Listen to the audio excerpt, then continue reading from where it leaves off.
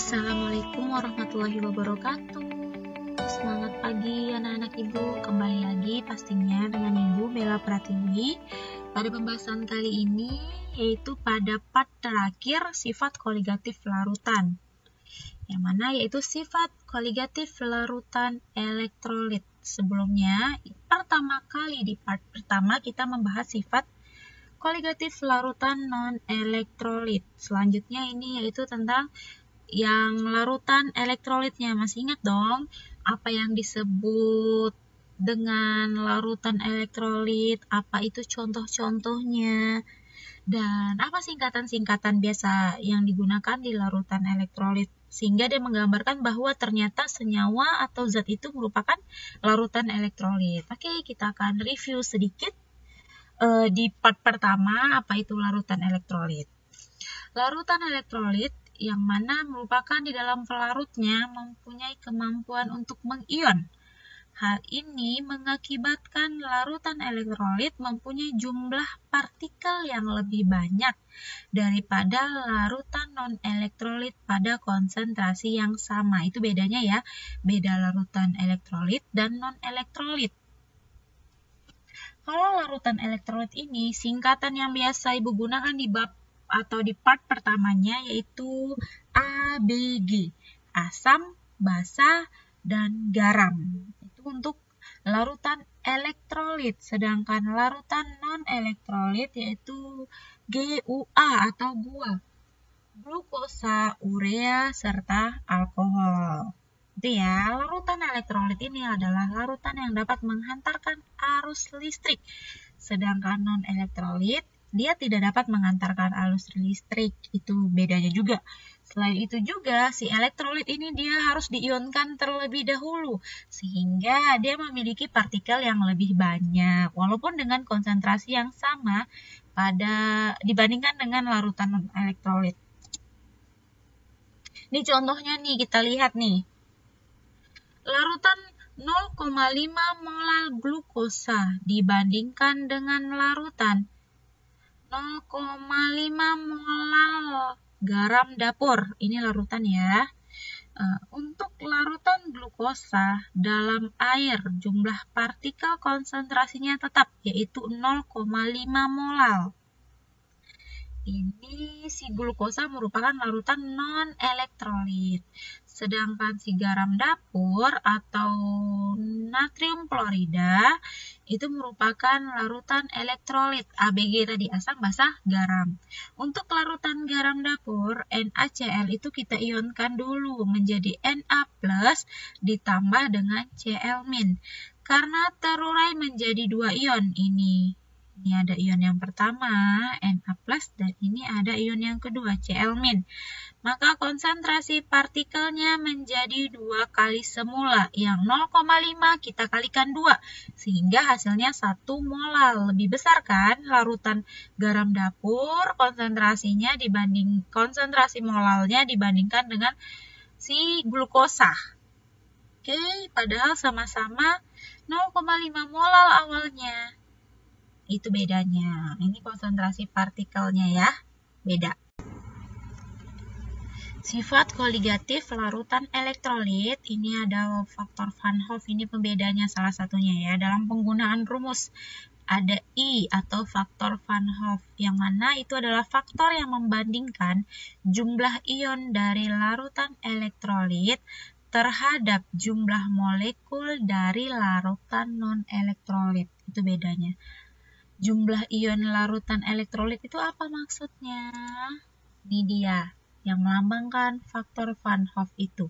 Ini rumusnya, ada tambahan rumus I. I sama dengan 1 ditambah N dikurang 1 dikali alfa. N itu merupakan jumlah ion dari elektrolitnya. Na+ ditambah Cl-.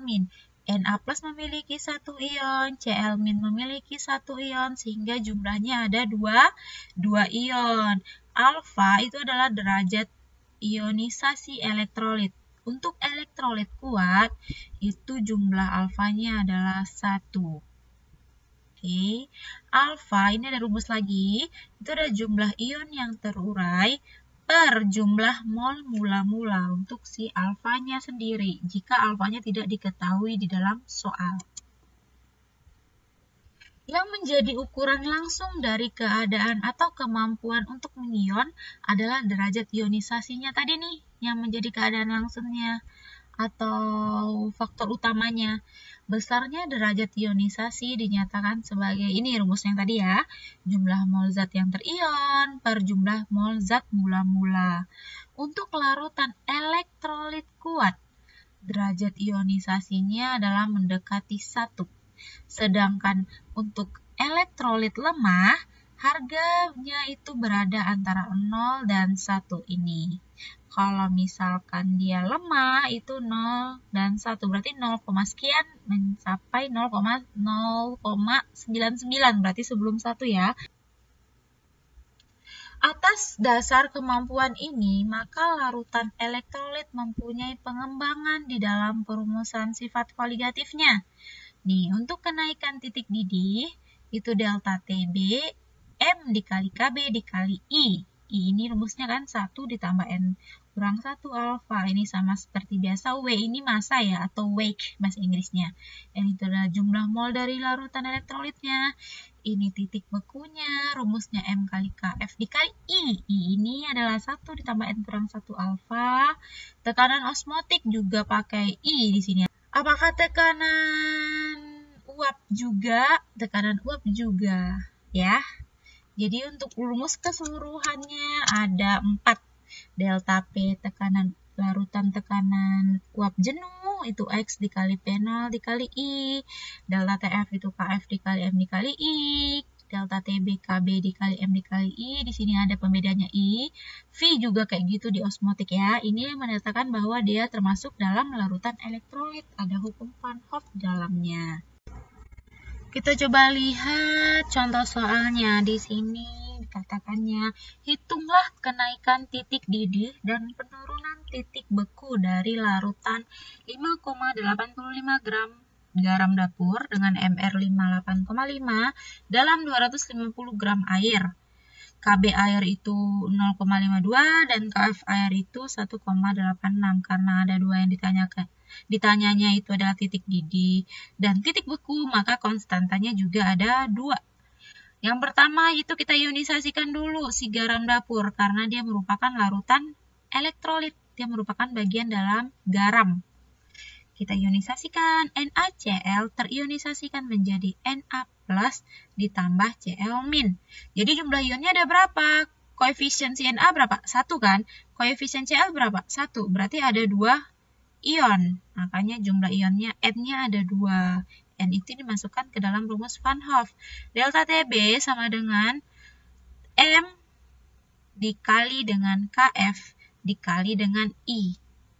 Oke, itu rumusnya ya. Ini langsung Ibu masukkan ke dalam satuannya. Massanya itu 5,85 per MR si NaCl itu 58,5 juga dikali 1000 per 250 itu merupakan MP atau massa pelarutnya itu. Massa pelarut airnya adalah 250 gram dikali 0,52 itu merupakan KB atau konstanta dari boiling. Konstanta dari titik didih dikali dengan I. 1 ditambah N dikurang 1 alfa. Ingat, kalau dia garam dapur, dia merupakan elektrolit kuat sehingga alfanya atau derajat ionisasinya bernilai 1. 1 ditambah N-nya itu 2 ya. 2 dikurang 1 dikali 1. Dapat hasilnya 0,416. Delta TF-nya begitu juga M dikali KF dikali I. Sehingga hasilnya 1,488 derajat Celcius. Nah, di sini bisa dilihat dari data eksperimen. Ada garam dapur dengan konsentrasi 1 molal dengan 2 molal, gula pasir 1 molal dengan 2 molal. Ini bisa dilihat ya perbandingan TF dan delta TF-nya. Nih, lihat delta TF sama dengan TF0 dikurang TF. Delta TF itu penurunan. Titik beku airnya itu TF pada saat 0 derajat Celcius. TF itu adalah titik beku air. Kalau TF0, ingat yang ada 0 ini merupakan pelarut. Berarti air itu 0 derajat Celcius. Makanya jika kita mencari TF, dia selalu bernilai positif. Nih, bisa dilihat kan, 0 dikurang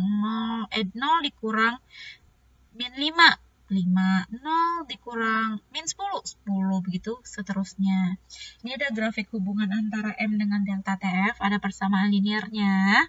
Nih, jika dia memiliki molalitasnya 1, ini delta TF-nya 5, ini 1, ini delta TF-nya 5, ini 2, 10 gitu ya, memprediksinya. Persamaan linear dari grafik ini adalah delta TF sama dengan KF, ini KF ya, dikali M atau konsentrasi atau konstantanya. K adalah suatu tetapan yang dikenal dengan tetapan penurunan titik beku molal yang ditulis dengan KF ya. Ada tugas tambahan, ada 3 soal, bisa dilihat ini ada 3 soal dikerjakan di buku latihan. Nanti bakal diinstruksikan dikumpulkan di mana dan kapan terakhir deadline pengumpulannya. Selanjutnya ada tugas esai juga. Ini gambar S. Oke. Ada gambar S. Di sini dibilangnya di negara bermusim dingin. NaCl ditaburkan di jalanan untuk mencairkan salju. Ini ada gambar es krim. Dibilangnya di sini bagi penjual es krim, NaCl digunakan untuk mempertahankan agar es krim tidak cepat mencair. Jadi hubungkan kenapa bisa NaCl di dalam 2 bagian ini berbeda fungsinya. Yang pertama untuk mencairkan salju, yang kedua NaCl itu digunakan untuk agar es itu tetap mengeras atau membeku sehingga dia tidak cepat mencair. Apa yang membedakannya? Kenapa bisa hal ini terjadi? Jadi ada 2 soal ya tadi ya. Ada 2 bagian. Yang pertama ada soal hitungan 1, 2, 3. Yang kedua ada soal teori gunakan NaCl tadi. Oke, demikianlah pembahasan part terakhir kita atau part 4 pada sifat kognitif larutan. Jika ada yang memahami dan kurang paham, silakan komentar di grup kita di WhatsApp atau di Microsoft Teams kita. Kita akan lanjut dalam komentar atau diskusi di sana. Atau jika ingin berkomentar di bawah ini boleh ya, dipersilakan. Akhiri wabillahi taufik wal hidayah. Wassalamualaikum warahmatullahi wabarakatuh.